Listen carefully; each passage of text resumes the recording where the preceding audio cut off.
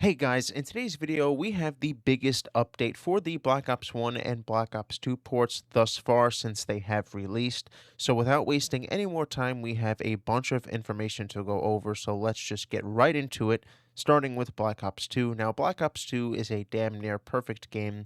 They did release some updates prior, prioritizing PS5 for host, reducing the lag, dead zone settings, things like that.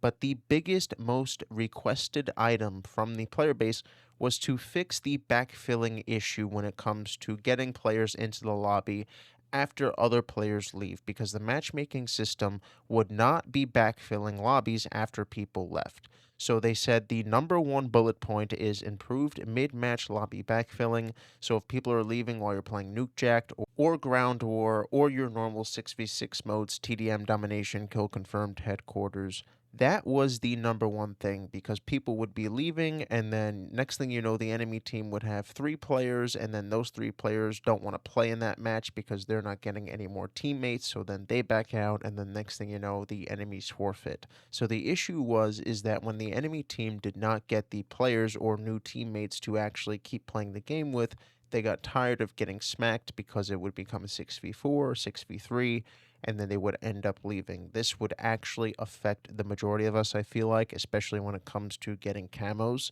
You would be playing Nuke Jacked or Ground War, and if the other team would be getting pounded, they'd just give up. The game would just die out instantly. So that is very good to see being addressed instantly right off the bat in the first month. That's really good to see, because they are working on MW4, let's not forget, and this is the summertime. Lots of people are on vacation. They're taking work very lightly right now.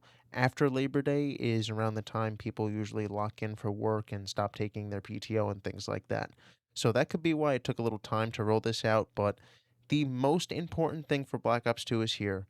Lobby backfilling, check. Reduced input delay for 120Hz displays, that's a good fix. Zombies matches, I assume in public match, will now prioritize the PS5 host rather than the PS4 host. That update came out for Black Ops 1 Zombies previously. Then they added a smoke grenade fix. I guess these smoke grenades had a visual effect problem. I did not notice that, but the last bullet point is one that I don't like. They added the toggle that they put in Black Ops 1 into Black Ops 2, giving players the ability to hide custom emblems. I don't like this. We'll get into this a little bit later on in the video on why I think it just makes zero sense on why they're doing this. But the last comment in the Black Ops 2 update says something very interesting. And it's not a bullet point because it's not out yet. It's not an official update. But they are letting us know that they are working on it. And they say we are investigating solutions for instances where accounts have been set to incorrect prestige levels.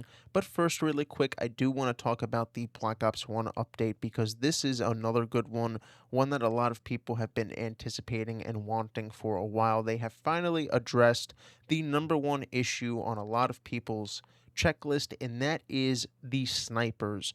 Two incoming fixes are planned for a July 31st update, adjusting sniper tuning to expected values. So that does mean that they are putting in the post-patch snipers into multiplayer. That is good.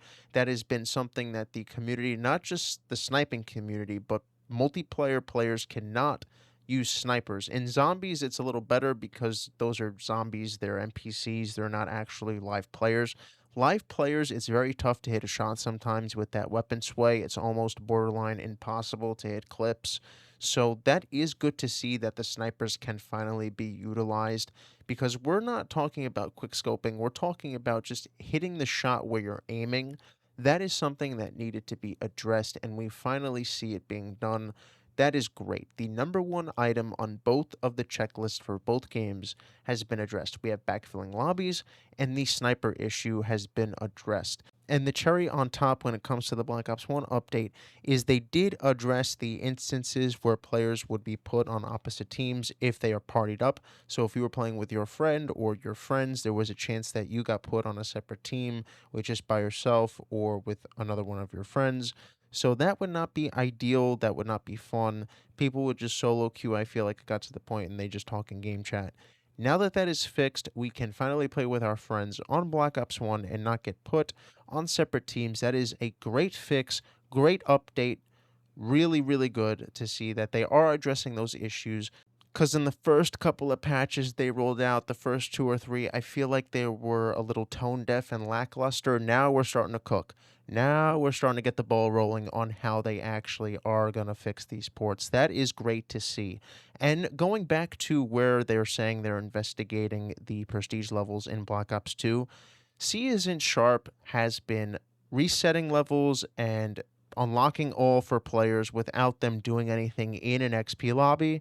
So you would just queue up with the guy and then you would back out of the match and then it says, enjoy your unlocks.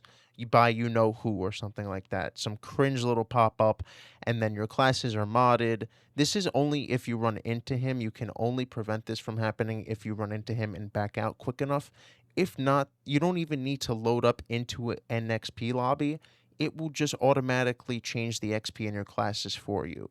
This guy has been setting people to not only max rank, but Prestige 15, Prestige 16. It's crazy what he's been doing. And I actually have a clip for you guys. I ran into him a few days ago. It's crazy. I made a video saying that I haven't ran into any hackers, but this guy is in the port. And then the same night I uploaded that video, I ran into him. And the crazy part is that when I pressed a view profile to go see his actual PSN name, it bricked my Black Ops 2 application. It literally bricked my game. So the fact that this guy was roaming around, it was pissing a lot of people off. And I guess he pissed off the wrong individual because by the time Activision put this out and said they were looking into what he was doing on other people's accounts, it was too late. Someone took matters into their own hands and they doxed him. So we know what he looks like, we know where he lives. It is 100% confirmed with authenticity that he was doxed. And like I said, I don't condone that stuff, especially when it comes to, politics and things like that. We don't discuss that on this channel. And when it comes down to it, the only reason why you would dox someone in, let's say, a political atmosphere, it would be to hurt that individual. The only reason why you would do something like that, put out a personal address, put out a personal apartment number or something like that, that is so you can get a crazy lunatic to go to that location and do harm to said individual. That's when it comes to politics and things like that. When it comes to doxing a hacker, I think it's a little different. We're gamers, and this is the number one played game on PlayStation. This is not like hacking Call of Duty where there's just a couple of thousand people on Xbox. So you paint a target on your back and you play stupid games, you win stupid prizes. That is not to condone the action of doxing. That is me saying nobody would know this guy's face. Nobody would know his name. Nobody would know what he looks like. Nobody would know his dad has an obituary if he didn't hack in the game. And now people are saying they're doing the gritty on his dad's obituary. It's like it's a cruel world out there. And if you do shit like this, you paint a target on your back. I hate to say it. But you play stupid games, you win stupid prizes, and the community took matters into their own hands. It's like we're back in 2012 exposing hackers again.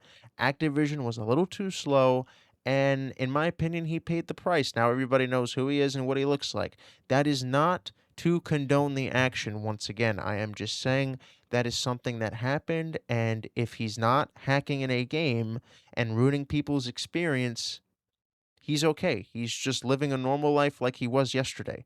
And that's the way it goes sometimes.